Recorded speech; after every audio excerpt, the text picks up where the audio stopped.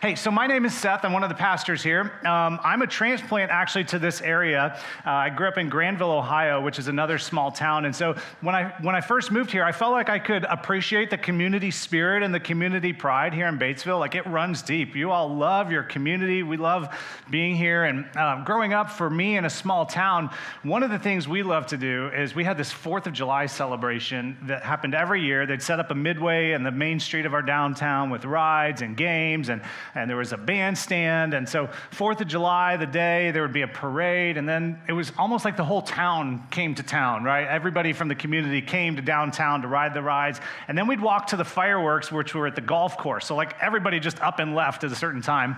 You set your blanket out and find your spot, and this is back before the computer-generated fireworks shows, so there would be like 3 things go up, and you're like, oh, yay, that was so exciting. Now it's like 500 at the same time, but there were 3, and you'd see the guys lighting them. It was so cool.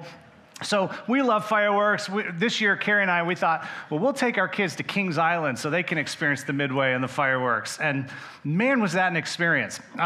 So they just do this whole drone show. It's pretty cool, but we sat toward the front of the park. We're like, okay, we'll make our quick exit once it's over. And as soon as the fireworks show started, there was something that happened that I've never seen before, at least in my experience, and that was all these people started standing up with their phones to take pictures of the fireworks. And I thought, okay, great, get a couple pictures, but they never sat down. So for 25 minutes, there they were, like blocking everybody so that they could record this to post onto social media, I'm guessing, to get some sort of likes. And man, it was one of those frustrating moments where you're like, okay, we're not in Kansas anymore, Toto, right? I mean, we live in a world where we experience things through screens now. In fact, the reality is we live in an augmented reality. And so we experience the world through screens, whether that's in our car, at our schools, here at church, right? In the stores we go to, at our homes, on our wrists, in our pockets. Now there are wearable like glasses you can get that overlays stuff on top of what you're looking at. It's pretty amazing. And have you ever wondered, and you don't have to answer this out loud, but I just want you to think about it, pose this question. Have you ever wondered what role screens play in the burnout society that we find ourselves in? If you haven't, you're in for a fun morning, because we're going to talk about that today as we continue the burnout society. Now, I got to warn you, this is kind of one of those, oh, it hurts so good sermons, okay? So, you may not be like, oh, that's great, rah, rah, rah. And yet, I hope that there's some challenging stuff in here for us all to think about as it comes to our view of screens and how we kind of engage with this stuff. But we're in this series, Burnout Society, and we're talking about how culture's at a bit of a breaking point where we're all kind of exhausted, we're all stressed out, we're angry, we're impatient, we're addicted, we're ungracious with one another. And we've been talking about, as a world and as a society, we're not really killing it, And as Christians, maybe we've gotten sucked into that a little bit more than maybe we should have. And there are things in this world that don't actually match up with what it means to be a disciple of Jesus. So I want to give a disclaimer here. If you're here today and you don't consider yourself a follower of Jesus and you're not really sure, what you even believe about God, I'm going to be talking primarily to the Christians in the room. You get a chance to listen in, but I want to invite you to think about your own life and your own world and how well you are. Right? How well you are mentally, how well you are as it comes to anxiety, as it comes to things like depression, how well you are, how well your family is, how well your spouse, your kids, your grandkids are, right? And there may be a place for us to lean in.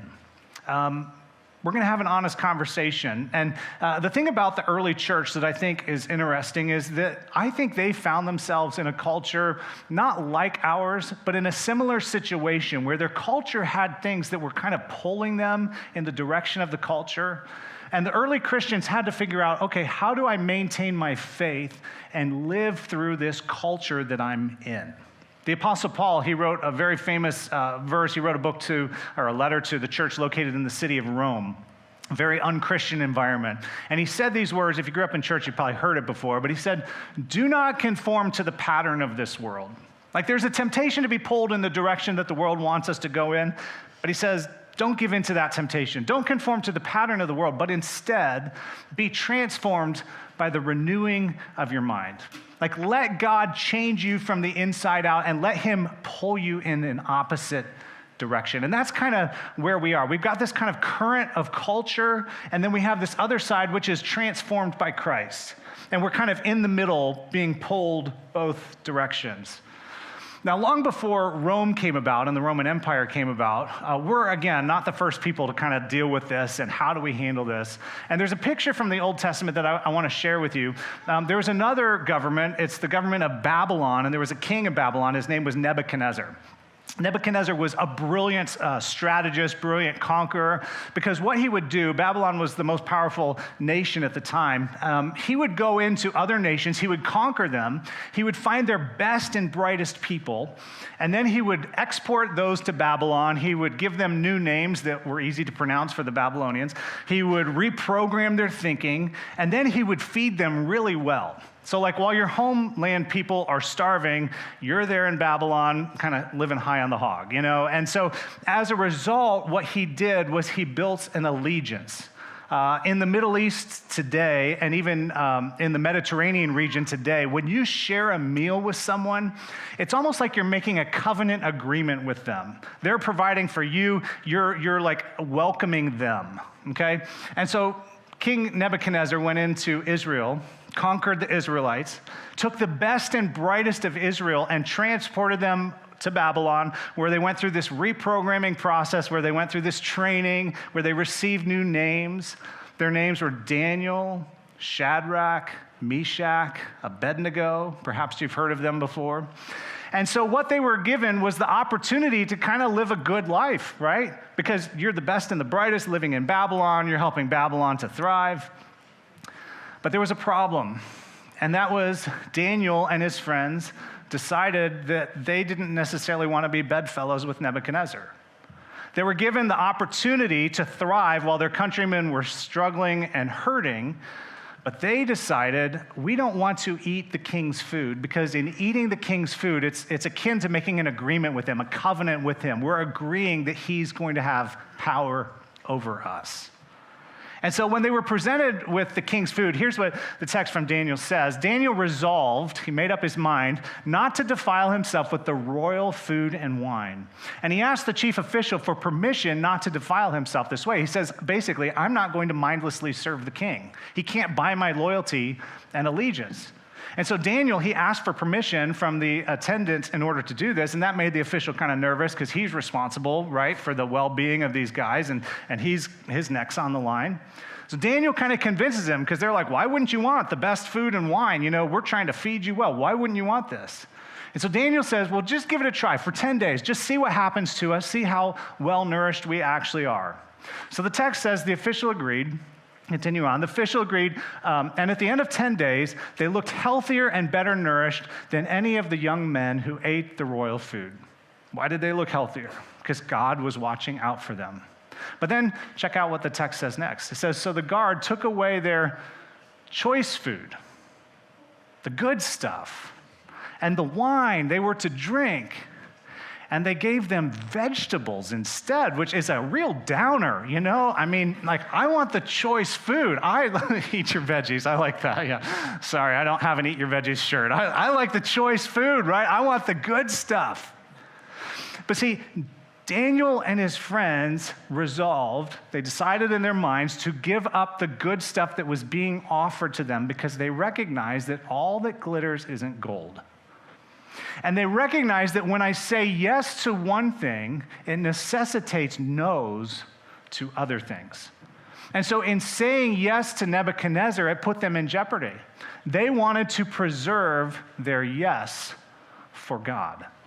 They didn't want their hands forced. They didn't want to later not be able to stand up to the king. And as it turns out, Daniel and his friends were the only people who were not bought and paid for by Nebuchadnezzar.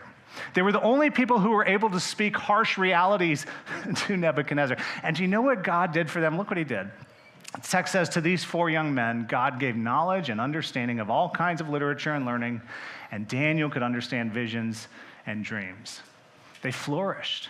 They were able to see things that nobody else could see. But they had to give up the choice stuff. They had to give up the good stuff. They had to say no to what everyone else was doing because they wanted to preserve their yes for God. And in doing so, they somewhat made themselves outsiders. If you read through the book of Daniel, you'll discover there are people who were frustrated with Daniel and wanted to get Daniel in trouble. And yet God used Daniel to bring about incredible change to the world and to the kingdom of Babylon. It's amazing. And so when we talk about screens, when we talk about phones, I just think there's a little bit of a parallel here for us. Because I think in some respects, we've been offered the choice goods, right? We've been offered the good stuff. And maybe almost thoughtlessly, mindlessly, we've embraced things that might not be leading us in the right direction. Perhaps we've said yes to something that's caused us to have to say no to things that are actually more important. And so we need to talk about that today. And I'll warn you up front, like there's not a lot of scripture, a lot of more scripture to what we're going to talk about. I'll share something here at the end. But I think it's an important enough conversation that we need to look at wisdom and we need to look at what our culture is doing, where our culture is, and what a thoughtful, meaningful response would be on the part of us. Now, the funny thing is, I think if Jesus were here physically present in this room and he stood up in a chair and like came up on stage, I think we'd probably all be like the people at Kings Island, right? We'd be like, oh, dang, Jesus is here. We got to take some video of that and post it, and we don't want to miss out on it. And I just wonder if he might look at us and say, why don't you put your phone down and just experience being here and experience being connected with me? Like, because the screen, it's kind of like our choice food, isn't it? It's our choice food, and we've been feasting. We've been consuming it, but we've given our yes to it maybe instead of giving our yes sometimes to Jesus. So I want to ask you this question, and don't answer out loud. This isn't necessarily for a verbal response, but let me just ask you, how often do your screens get in the way of your yes for Jesus? How often? And don't get me wrong, there are positives to the screens. I learned how to rebuild a carburetor. I know, if you know me, that's a miracle in and of itself. I mean, God must have been present for that one because I am not skilled in that capacity. I've learned how to train our dog, train our kids, train my wife. Just kidding about the wife part. At Christmas time, just kidding, Carrie. At Christmas time, right? We FaceTimed my parents on my television, right? So I was able to use a phone as a camera and it put it up on the TV, and it felt like we were just sitting across the table from them. It was a wonderful thing. I can study my Bible on the go. I learned how to fix a dryer, how to fix a weed eater, how to fix all kinds of stuff. I get free food from Chick-fil-A. Surely Jesus is on board with that, right? I mean, so it has so many good things. And yet, as I said, in some ways, our yes to the phone has meant a no to God. And there are many ways in which a phone has also robbed me of life. There are ways in which we've eaten of the choice food and we've become more anxious. We've become more distracted. Our attention span is lower. When I get my screen time report, I feel guilty because I'm like, oh my goodness, how did I spend so much time? And as I said, the problem is Jesus didn't talk about this because 2,000 years ago, there weren't screens, right? So there are two disclaimers I want to give as we have this discussion. The first one is we don't know exactly what Jesus would say about screens because he didn't specifically say anything. And so you may be frustrated there's not more Bible to what we're going to talk about today. But again, learning to live wisely in our culture. And it's a big issue. We got to talk about it. Secondly, this is a judgment-free zone. This is a judgment-free zone. I was reading a book by a Christian author who goes around to conferences and helps families figure this out. And he shared, like, I have failed so many times, and I come at this as a learner. And those are my words to you too. I come at this as a learner. I was somebody who wasn't quick to adopt some of this stuff. So growing up in the analog 1980s, we didn't have an answering machine. We didn't have call waiting. We didn't know who was calling. If the phone rang at dinner time, the phone rang at dinner time. You didn't answer it, right? And they may or may not call back. You had no idea who was calling when, what anybody was doing, you know? And so as I grew older, when I became a youth pastor, all these teenagers had their flip phones. Some of you kids don't know what a flip phone is. Ask your parents about it. It was an annoying little device that flipped open and you used your thumbs real fast, tactile buttons. And so I would be so irritated because I'd be sitting there trying to have a conversation with a teenager and they'd have their phone out and they're like constantly texting one another back. And it kind of made me mad until it got to the point where I realized, okay, this is the way our culture communicates. So I can be angry about that, And I can refuse to use it, I can refuse to adopt it, and I can make myself irrelevant to a generation of people, which would be akin to moving to a foreign country where they don't speak English and refusing to learn the language. Or I can learn to thoughtfully use it and hopefully set an example in the way that I use it. The problem is I haven't always set a good example in the way that I use it because, much like you probably know, the thing begins to take over your life. As I said, we can all see the good, right, of screens, whether it's FaceTime, connecting with other people, sending an encouragement, getting an encouragement, praying for people. I feel like a sucker if I don't use digital coupons. But the reality is we can also see the bad of screens. I heard somewhere that if you're not paying for something, you're the product. And all the free stuff that Google wants to give you, and all the free stuff that Facebook and Meta and Instagram want to give you, they make good money off of you, selling your attention. Think about the division that this has created in politics. Think about the keyboard courage people get where I can blast you from the other side of a screen and you're not going to be able to do anything about it, and then I can just block you when you try to say something back. Think about how damaging social media has been, the endless scrolling, online gambling, online predators. As I was preparing for this, I read an account of a boy in Ohio about a year ago who was solicited online by a girl who sent him some inappropriate pictures. He'd never sent anything online before. The girl just harassed him and kept saying, send me some of yours, send me some of yours, send me some of yours. He didn't answer her. She went to another media channel, started sending him more messages. So finally he relented. He sent a picture to her. And then it turns out it wasn't a her. It was some dude probably on the other side of the screen who says, if you don't send me X dollars, I'm going to publish your picture online. The kid ends up committing suicide. The amount of time from the time he received his first message to the time he committed suicide was 30 minutes. Think about the power this thing has. There is good, but there is a lot of bad. And the reality for us is that we live in a digital age, right? 75% of Americans would say that their phone is within arm's reach 24 hours a day. 50% of Gen Zers would say they spend a minimum of 10 hours a day on their phones. Let that sink in. More than half of your waking hours spent on their phones. And it was kind of thrust on us, and we had no idea. And if you're like me, like I don't mind scrolling for a couple minutes, but then those couple minutes turn into 30 or an hour, and you're like, what in the world did I do with all my time? And I just wonder how many of you can relate to this statement that I love my phone, but I hate my phone. And as parents, if you're in the parent role, which Carrie and I are in right now, you don't just have to figure it out for yourself, you got to figure it out for your kids whose brains aren't fully developed, who don't have the ability to have self-discipline and self-control, who don't know how to actually view the world properly, and they're still figuring it all out. I actually think that screens are the biggest parenting challenge that we face in the 21st century. We know that Satan is a master of distraction, and screens begin to take the place of God in our lives, telling us what we should think about ourselves, how we should spend our time, what our purpose in life is. They cause us to compare ourselves to other people's highlight reels and the things that they post online that they want us to watch, which are inevitably not the darkest times of their lives. There's this movie, The Social Network, where Sean Parker, who was the first president of Facebook, said these words. Here's what he said.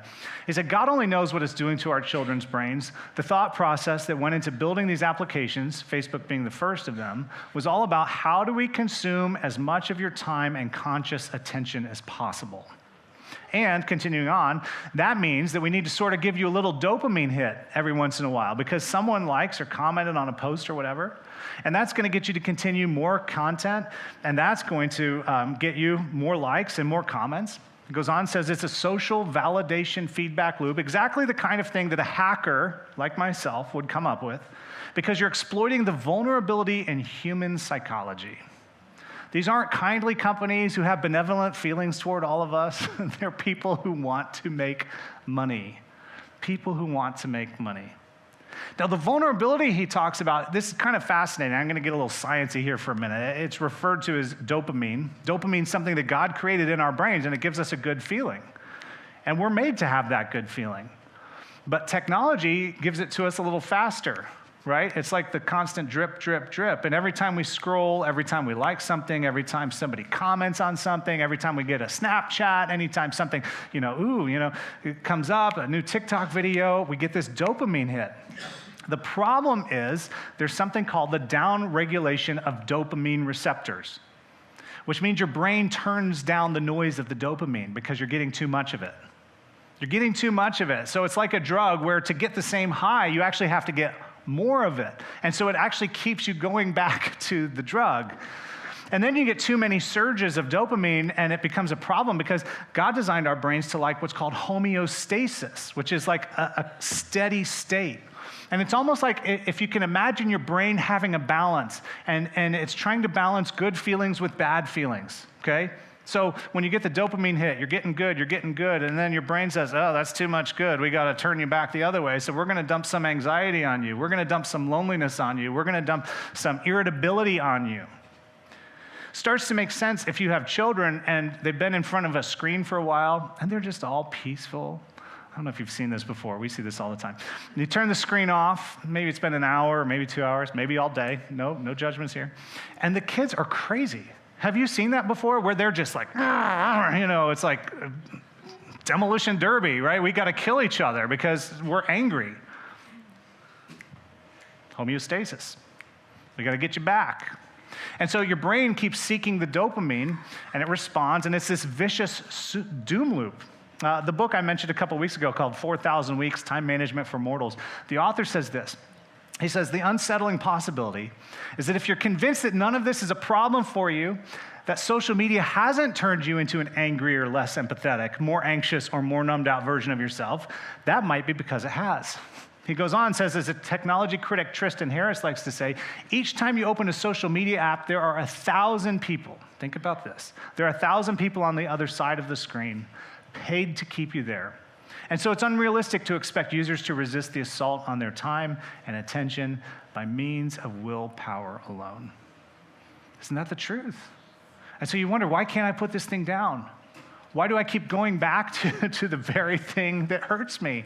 It's because every pleasurable click and swipe and scroll creates this endless wormhole, and we can't ever get out of it.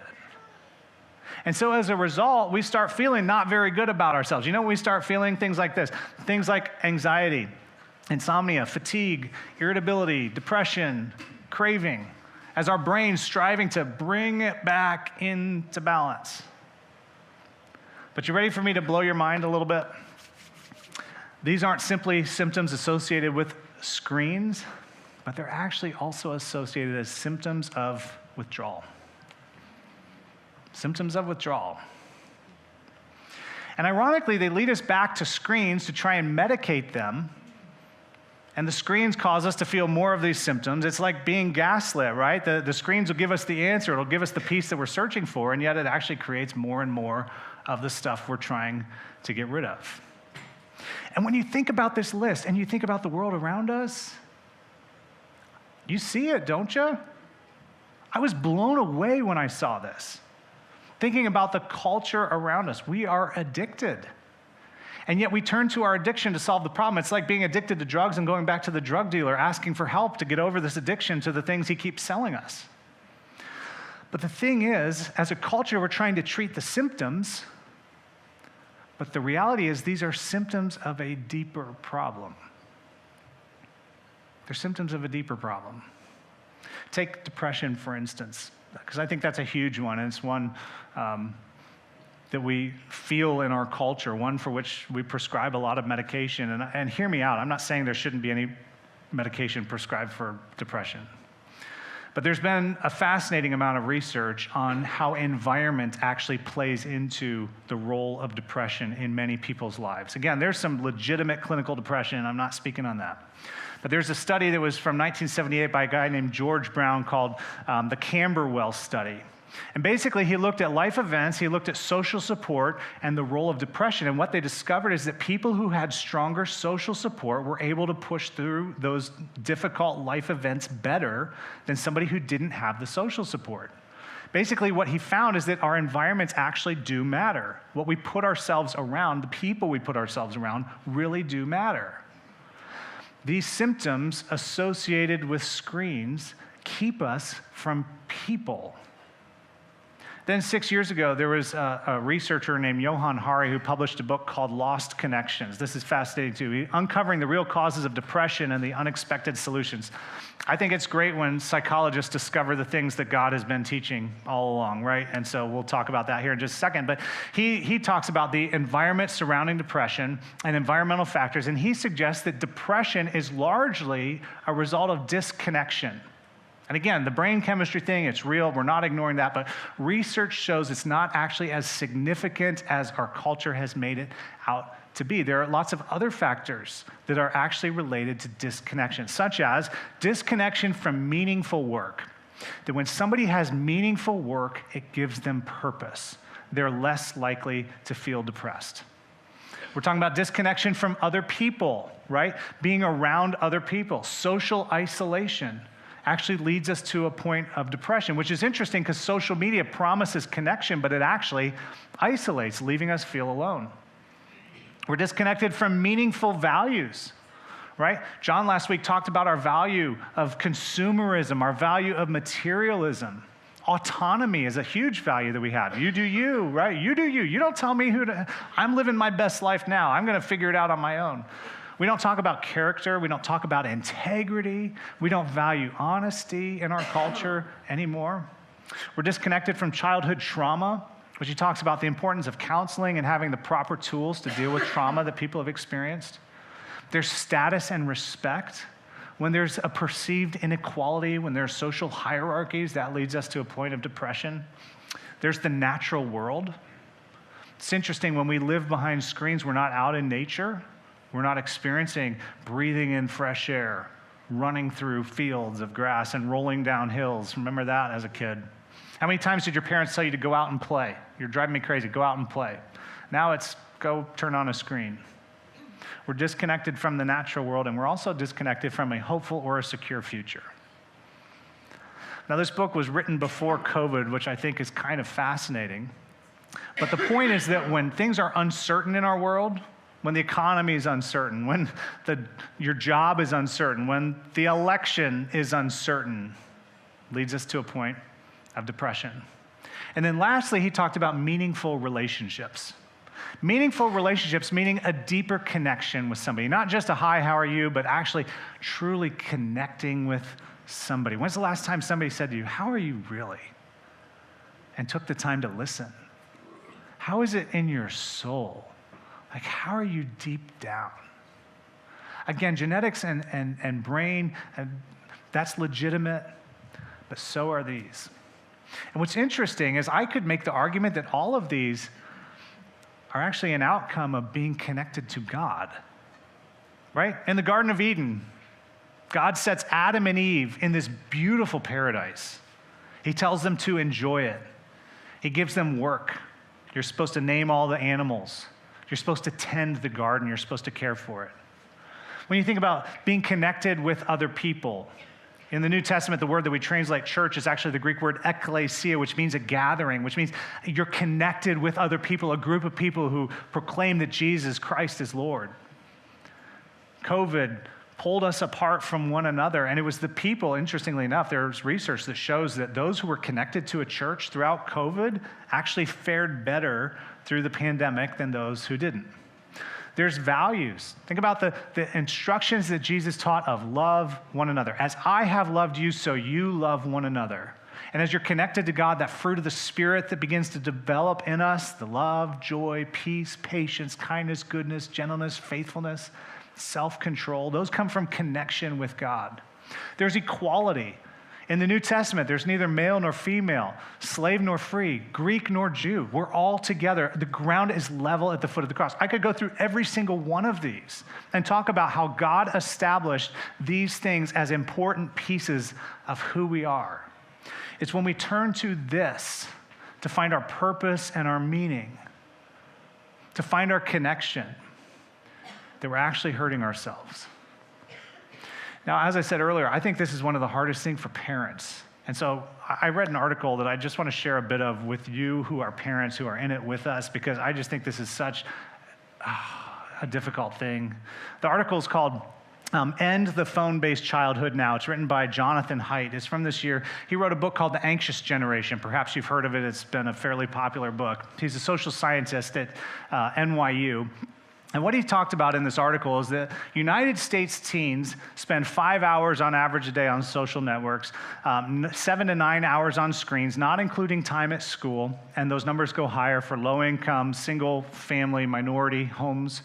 From 2010 to 2019, the amount of time that kids spent with their peers and friends cut in half because of phones. Kids are missing out on learning how to connect with other people. The presence of social cues, learning how to relate to the people around you, the nonverbals, having those deep conversations, not being concerned that what I say is going to be broadcast across the world, and what might they think if I haven't edited myself appropriately. There's a value in learning how to work through challenges and complications and disagreements and arguments, because online all you have to do is block somebody. You don't like what they say, just block them. In real life, you got to work through all that stuff and figure out how are we going to relate to each other and have a meaningful relationship. He talks about how social media is kind of like the tobacco industry. Back in the day, the tobacco industry was a big deal, selling drugs to little kids, put purposefully addictive things in tobacco. But at the height of teen smoking in 1997, only about a third of teenagers were smoking. So there was an ability to say, okay, I'm going to say no to the peer pressure. The problem with social media is 90% of kids are on it. 90% of kids have this, and they're discovering that the social media doesn't just have a negative impact on the user, it also has a negative impact on the non-user, because the non-user is disconnected. The non-user doesn't get to be a part of the group. And so it leads parents to say, okay, we're going to give our kids this thing that we know isn't actually good for them. The author, he talks about 4 norms to help our kids. And I just share these with you. You know, you do what you want with them. But these are 4 norms that he thinks are important. The one is no smartphones before high school. And if parents agreed to this, it wouldn't be a problem, right? It's the peers having these things that convinces parents, okay, we don't want our kid to be left out. Secondly, was no social media before 16, because social media learns who you are, they learn what you like, they know who you're connected with, and then their algorithm feeds you information. Do you want your kid's developing brain to be developed by an algorithm, or do you want their developing brain to be developed by you? Kids aren't ready to think critically about what they're seeing and what they're taking in. The third thing he suggests is phone-free schools, which actually isn't on the part of the schools, it's on the part of the parents. And the reason why parents send phones to schools is so they can constantly be in contact with their kids and check up and see how they're doing and when do I need to pick you up. But interestingly enough, there's a lot of research that shows the need to know raises our level of anxiety. So not only is it raising anxiety in your children, it's probably raising anxiety in you, as you need to constantly check in. How are you doing today? What's going on? Your kids don't learn how to problem solve on their own. Then lastly, more independence, free play, and responsibility in the real world. Does your kid know how to wash a toilet, clean a sink, vacuum a floor, weed the garden, use a lawnmower, figure out a disagreement with friends, figure out what to do with board time? How will our kids know how to run a household when they grow up and get to adult like we do, if they're never given the chance to do it in our household, where it's okay to fail, and they'll do it imperfectly, and we can guide them and help them? The Apostle Paul made a really important statement that I think is a key for us to think about as it comes to how do we not be conformed? How do we not be conformed to the world around us, but be transformed by the renewing of our minds? Here's what he said. He said, I have the right to do anything you say, but not everything's beneficial. Ain't that the truth, right? He said, I have the right to do anything, but I will not be mastered by anything. Now, this is in relation to sexuality, what he's talking about. But man, does it apply to so many other things. Yeah, there are lots of things I could say yes to, but if I'm honest, I should say no to. And some of us, we're old enough to kind of remember that there was something that we said yes to on our own volition. Like I chose to say yes to it, and now I can't say no. I wish I could say no, but I can't because I gave my yes prematurely. As it comes to our phones, you may think to yourself, I'm not mastered by my phone. Then why can't you stop scrolling? Why do you panic if it gets lost? Why do you wake up and check TikTok or your text messages or the stock market or your email? Why do you send it to school with your kids?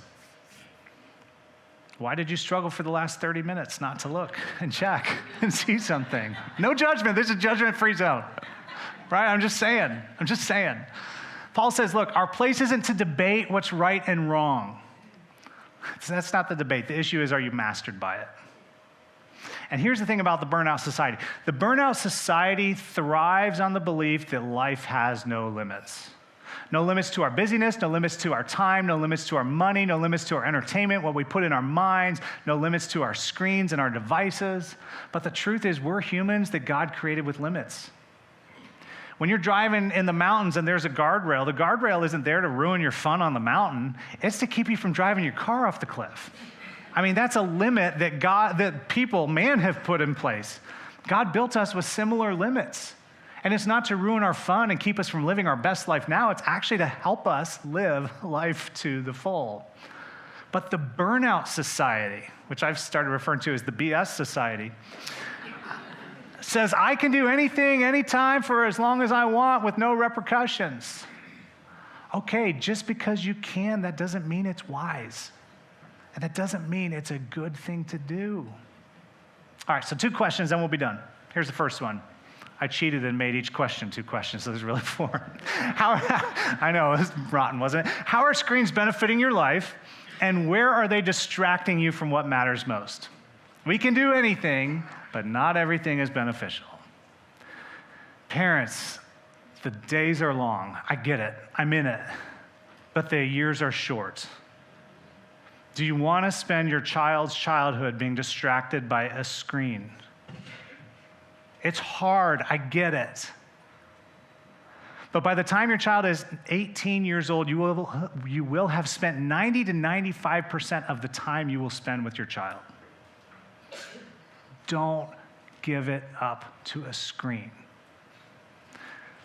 Is the endless scrolling beneficial? Is the having your kids on screens all day beneficial? The internet is a powerful tool, but it can very quickly take over if you're not careful. And then the second double question is, do you master your screen time, or are you mastered by screens? Only you can answer that. I discovered that I was being a little bit mastered by screens. So I found a really cool device. It's called a brick. It only works with iPhone, so I can't advertise this for anything else. But basically, the brick locks down the parts of my phone that I don't want access to. It's a near-field communication device, which means I have to scan it in order to unbrick my phone. So if you leave this at home, you're kind of stuck. But it allows me to still get my Jesus chicken. It allows me to still have access to my maps. It's valuable, right? I mean, let's be honest here. It allows me to still get access to my maps, but it turns off the browser. It turns off social media stuff. It turns off whatever it is that I feel like I don't want to have access to, and I can't get it back until I scan it with my phone. It's a great device. That's one way. Other people have suggested doing a technology fast, an hour a day a week a year. I don't know if that would fit into your schedule. What are you going to do about it, right? I mean, we talk about all this stuff, and my guess is you're kind of like, yeah, this does hurt so good. Like, I can relate, right? I mean, we can relate. What are we going to do about it?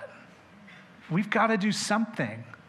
If we want to preserve our yes for Jesus, we've got to do something. Will we allow God to transform us? Or will we just eat the choice food because it's really good and we really like it? And now we find ourselves at a place where we can't say no any longer. So I leave that with you. Let me pray for us. Heavenly Father, this is so hard. It is choice food. We love it. and we hate it all at the same time. And we need wisdom and we need boundaries.